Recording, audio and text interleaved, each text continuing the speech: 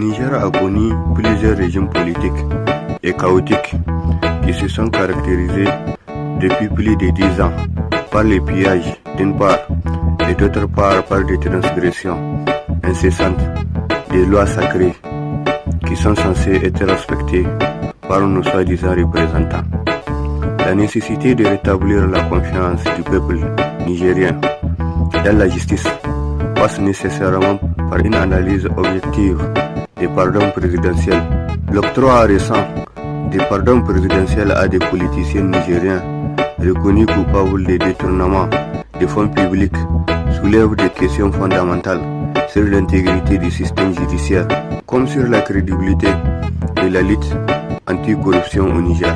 Ce phénomène qui n'est pas isolé dans la région, comme en témoignent les cas similaires au Nigeria, où il existe une profonde défiance citoyenne envers les institutions étatiques.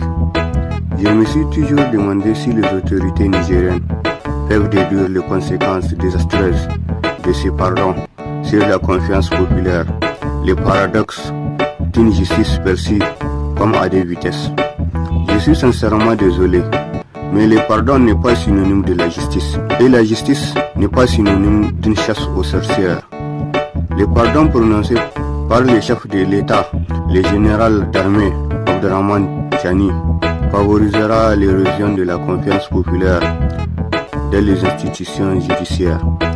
Les pardons accordés aux élites corrompues, tandis que les petits délinquants subissent des peines sévères, créant un danger sentiment d'injustice sociale, comme au Nigeria, où des gouverneurs comme Darié et Inyam ont été graciés malgré les détournements avérés de plus de 2,7 milliards de naira.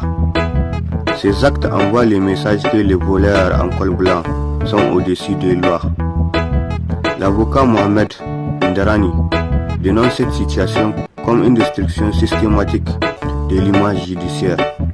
La population constate amèrement que les politiciens sont perçus comme des menteurs, des voleurs et des trompeurs, tandis qu'eux-mêmes subissent une justice expéditive pour des infractions mineures.